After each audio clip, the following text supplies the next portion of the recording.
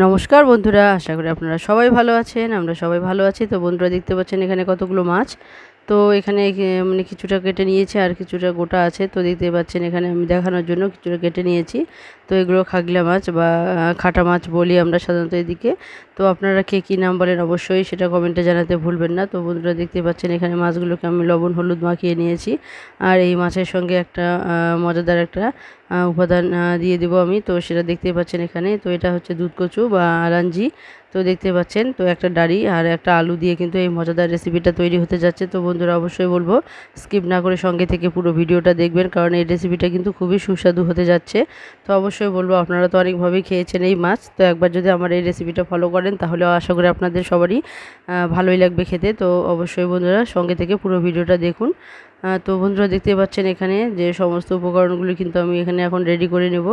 তো মাছগুলো আমি লবণ আর হলুদ মাখিয়ে রেখে দিয়েছি। আর এখন আমি এই পেঁয়াজটা কেটে নেব। আর এখানে যে আলাঞ্জি বা দুধ কচু যেটা বলেন আপনারা, তো সেটাই আমি এখন কেটে নেব। তো প্রথমে আমি পেঁয়াজটাকে ভালোভাবে ছুলে পরিষ্কার করে ধুয়ে নিয়ে তারপরে কিন্তু এটাকে আমি কাটবো পিস পিস করে।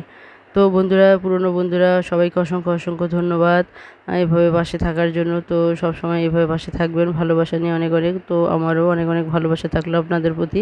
আর নতুন বন্ধুরা যারা নতুন বন্ধু হয়েছেন তাদেরও অসংখ্য অসংখ্য ধন্যবাদ। আর যারা দেখছেন এখনও নতুন বন্ধু হননি তাদেরও অসংখ্য ধন্যবাদ এই ভিডিওটা দেখার জন্য। তো অবশ্যই বলবো বন্ধুরা লাইক কমেন্ট শেয়ার করতে ভুলবেন না। আর সাবস্ক্রাইব করে বেল আইকনটিকে ক্লিক করে রাখবেন, তাহলে যে কোনো নতুন ভিডিও আসা মাত্র আপনাদের কাছে পৌঁছে যাবে। তো বন্ধুরা দেখতে পাচ্ছেন এখানে যে দুধ কচুটা আছে, তো সেটা কিন্তু আমি ভালোভাবে ছুলে নিচ্ছি। তো এটা আমি পরিষ্কার করে ছুলে নেব। ছুলে নেওয়ার পর এটাকে পরিষ্কার করে ধুয়ে নিয়ে তারপর কিন্তু আমি কাটবো। তো বন্ধুরা দেখতে পাচ্ছেন এখানে তো এর যে চোচাগুলো আছে তো এগুলো কিন্তু উঠে আসে, আবার কখনো কখনো লেগেও থাকে। তো এটা ভালোভাবে ছুলে নিতে হবে। তো এর যে মাজাটা আছে, তো ভিতরের যে অংশটা আছে সেটা কিন্তু ছোলার দরকার নেই।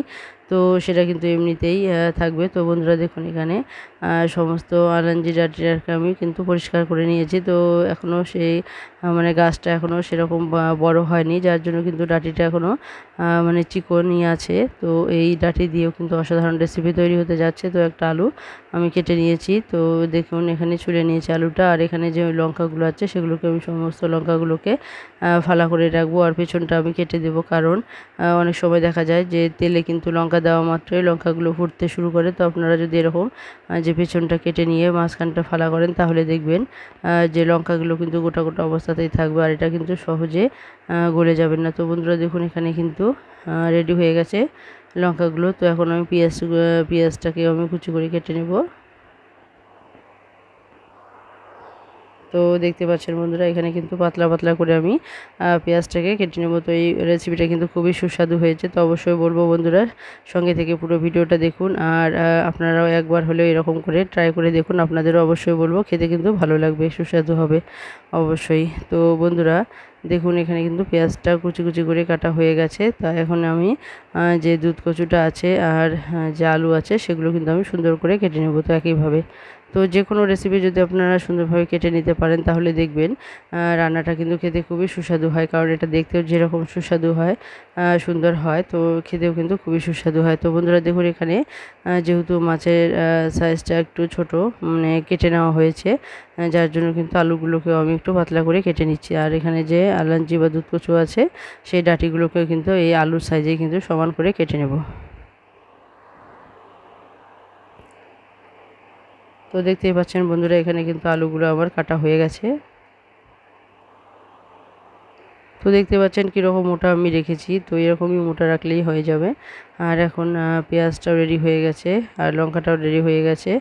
আর সম্বারের জন্য দিয়ে দেবো কালো জিরা। আর দেখুন এখানে কিন্তু যে আলাঞ্জি বা দুধ কচু যেটাই বলুন না কেন, তো আমি কিন্তু এখানে যে মাছের যে সাইজ আছে সেই সাইজ মতো কিন্তু কেটে নিচ্ছি। তো বন্ধুরা এখানে কিন্তু সমস্ত উপকরণগুলো আমার রেডি হয়ে গেছে। তো এখন আমি বাকি যে মশলাটা আছে সেটাকে আমি রেডি করে নেব। তো বন্ধুরা দেখুন এখানে 2 চামচের মতো কিন্তু এখানে আদা নেওয়া আছে। তো আদাটাকে আমি ভালোভাবে পেস্ট করে নিয়েছি শিলনোড়ায়। আর এখানে আমি দিয়ে দিচ্ছি হাফ চামচ পরিমাণ কাশ্মীরি লঙ্কা গুঁড়ো আর হাফ চামচ পরিমাণ জিরে গুঁড়ো। আর এখানে দিয়ে দেবো হাফ চামচের একটু কম পরিমাণে হলুদ গুঁড়ো। তো বন্ধুরা দেখুন এখানে কিন্তু সমস্ত উপকরণগুলি আমি রেডি করে নিয়েছি। আর এখন আমি এখানে জল দিব, জল দিয়ে এই মশলাগুলোকে কিন্তু গুলিয়ে রেখে দেবো। তো দেখতে পাচ্ছেন এখানে কিন্তু কড়াই বসিয়ে দিয়েছি।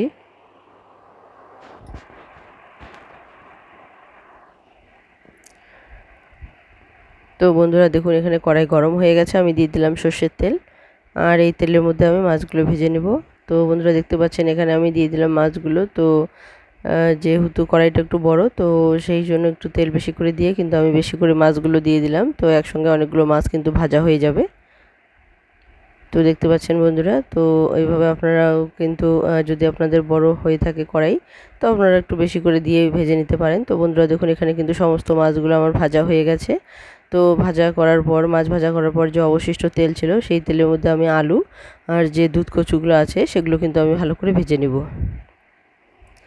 তো বন্ধুরা দেখতে পাচ্ছেন এখানে কিন্তু আমি দিয়ে দিলাম আলু। তো আলু আর দুধ কচু এখন আমি দিয়ে দেব। তো দুধ কচু আর আলু কিন্তু সুন্দর করে একসঙ্গে আমি ভেজে নেব, এই তেলের মধ্যে কিন্তু ভাজা হয়ে যাবে। তো বন্ধুরা দেখতে পাচ্ছেন তো দিয়ে দিলাম এখানে আমি দুধ কচুগুলো। তো অবশ্যই বন্ধুরা বলবো যে আপনারা যদি এভাবে না খেয়ে থাকেন তাহলে অবশ্যই বলবো একবার হলে এরকম করে খেয়ে দেখুন। এটা কিন্তু খেতে খুবই সুস্বাদু হয়, আর খেতে কিন্তু খুবই মজার লাগে। তো আমরা সাধারণত দুধ কচু আছে যারা মানে জানেন কবুতরের মাংস দিয়ে খেতে কিন্তু অসাধারণ লাগে। তো অনেকেই হয়তো খেয়েও থাকবেন কবুতরের মাংস দিয়ে। তো অবশ্যই বলবো একবার মাছ দিয়েও এভাবে করে দেখুন, অবশ্যই ভালো লাগবে। তো বন্ধুরা দেখুন এখানে কিন্তু কথায় কথায় আমি এখানে দিয়ে দিলাম লবণ। তো লবণ আমি এখানে দিয়ে দিলাম স্বাদ মতো, কারণ যতটুকু উপকরণ ততটুকু সেই আন্দাজ মতোই লবণ দিলাম। তো বন্ধুরা দেখুন এখানে আমি আরেকটা কড়াই বসিয়ে দিয়েছি, অন্যদিকে আরেকটা সিলভার কড়াই বসিয়ে দিয়েছি। তো সেখানে আমি কড়াইয়ের মধ্যে তেল দিয়ে দিলাম। তো যেহেতু মাছগুলো সমস্ত উপকরণগুলো আমার ভাজা আছে, তো এখানে বেশি তেল দেওয়ার প্রয়োজন নেই। তো দেখতে পাচ্ছেন একটুখানি তেল দিয়ে দিলাম। আর এখানে আমি দিয়ে দিলাম কয়েকটা গোটা কাঁচা লঙ্কা, মানে ফালা করে নেওয়া আছে। আর যে পেঁয়াজটা কেটে নিয়েছি কুচি করে, সেই পেঁয়াজ কুচিটা আমি দিয়ে দিলাম। এখন পেঁয়াজ আর যে লঙ্কাগুলো আছে সেগুলোকে একটু ভেজে নেব। আর লঙ্কা আর পেঁয়াজটা একটু ভাজা হয়ে গেলে এখানে আমি দিয়ে দেবো সবারই কালো জিরে।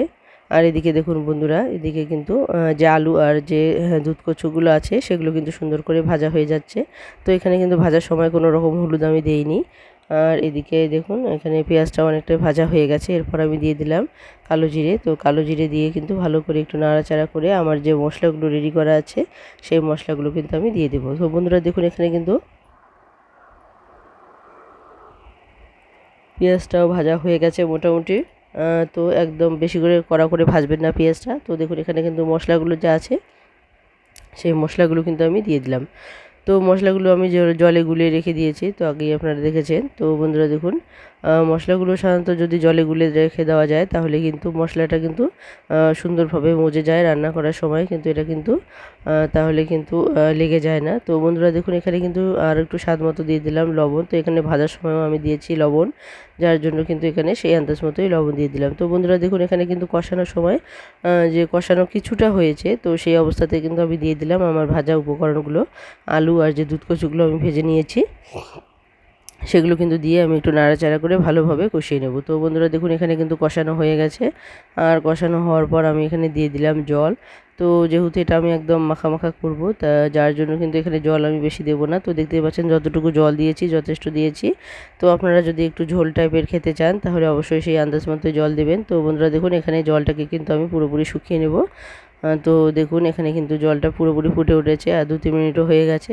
তো 2-3 মিনিট ফুটানোর পর কিন্তু মাছগুলো আমি দিয়ে দিলাম। তো বন্ধুরা দেখতে পাচ্ছেন তো যেহেতু এটা ফুটানো হয়ে গেছে, এরপর আমি দিয়ে দিলাম মাছ।